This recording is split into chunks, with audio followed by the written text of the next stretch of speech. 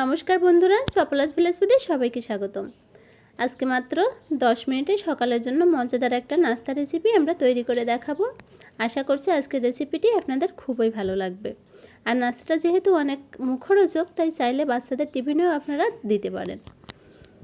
দেখুন, তার জন্য 2 বাটি আটা নিয়ে নিয়েছি, একটু লবণ দিয়ে দিলাম, আর এভাবে একটু একটু করে জল দিয়ে আটাটা খুব ভালো করে মেখে নেব।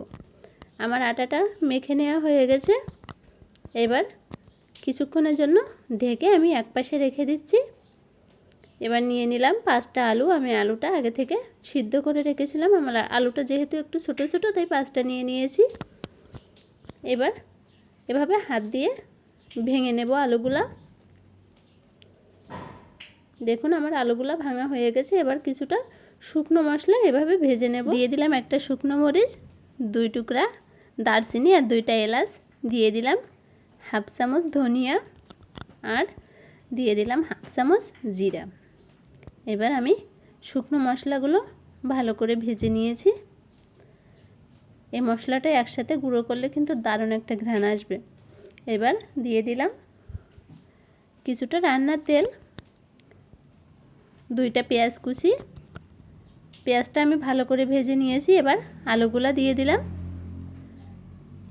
আমি আলুগুলো এভাবে একটু কষিয়ে নেব। এবার দিয়ে দিলাম হাফ চামচ হলুদ, হাফ চামচ লবণ। আমার আলুটা প্রায় কষানো হয়ে গেছে। এবার দিয়ে দিলাম ধনিয়া পাতা। ধনিয়া পাতা যদি আপনাদের বাড়িতে না থাকে তাহলে নাও দিতে পারেন। এবার দিয়ে দিলাম 4টা কাঁচামরিচ কুচি। এবার আমি সেই ভাজা মশলাটা গুঁড়ো করে রেখেছিলাম সেটা দিয়ে দিলাম। আমার আলুটা কিন্তু কষানো হয়ে গেছে, আর আলু থেকে কিন্তু দারুণ একটা ঘ্রাণ আসছে। এবার আমি নামিয়ে নিলাম। এবার আমি নাস্তা তৈরির জন্য রুটিটা তৈরি করে নেব। আমি আটাটা এভাবে ঢেকে রেখেছিলাম। আটাটা কিন্তু দারুণ সফট হয়ে গেছে। এবার আমি রুটির জন্য লেচি কেটে নিচ্ছি। আমার 2 বাটি আটায় 6টা রুটি হবে। আমি এখানে 6টা নাস্তা তৈরি করব, তাই 2 বাটি আটা নিয়ে নিয়েছিলাম। এবার আমি রুটিটা এভাবে বেলে নিচ্ছি।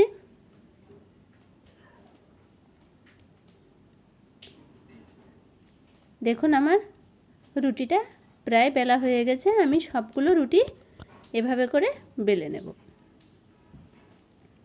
আপনারা চাইলে রুটিটা ছোট বড় করতে পারেন। আমি একই সাইজ করে সবগুলো রুটি বেলে নিয়েছি। এবার হালকা করে এভাবে রুটিটা সেঁকে নিচ্ছি, যেন কোনো পিঠ না পুড়ে যায়, না ফুলে যায়। এভাবে এক পিঠ দিয়ে আরেক পিঠ উল্টে দিয়ে সবগুলো রুটি এভাবে ছেঁকে নিচ্ছি। এবার আমি একটু চিজ নিয়ে নিয়েছি। চিজটা আমি এভাবে করে কুচি করে নিচ্ছি। আমি 6টা নাস্তার জন্য অল্প একটু চিজ নিয়ে নিয়েছি। এবার একটা ডিম এভাবে কুচি করে নিলাম।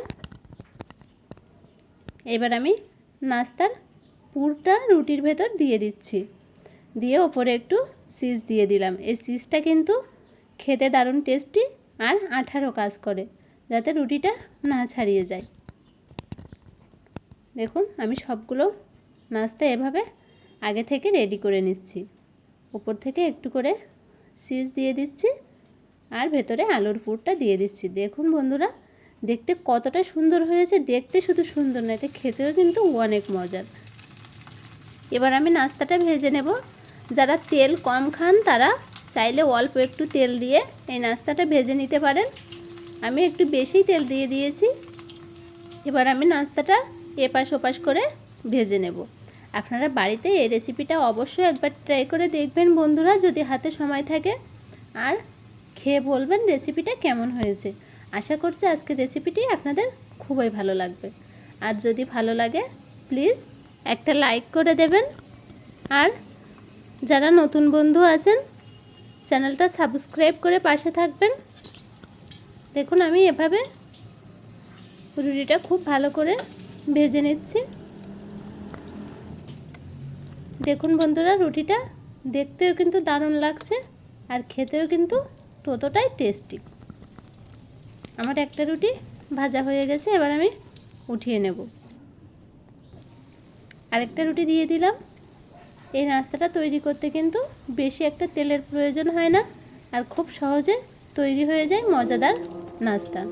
আমার বাবু নাস্তার জন্য বায়না করছিল, তাই ঝটপট আমি এই রেসিপিটা তৈরি করে নিলাম, আর ও কিন্তু খুব মজা করে খেয়েছে। দেখুন বন্ধুরা, রেডি হয়ে গেল আমার মজাদার নাস্তা রেসিপি।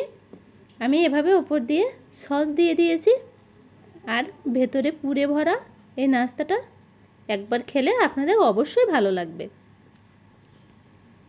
দেখুন আমার বাবু কত মজা করে খাচ্ছে। আপনাদের বাড়িতে যদি বাচ্চা থাকে, ঝটপট চাইলে এই রেসিপিটা তৈরি করে দিতে পারেন। বন্ধুরা, আজকের মতো বিদায় নিচ্ছি। সবাই ভালো থাকবেন, সুস্থ থাকবেন। দেখা হবে পরবর্তী রেসিপিতে।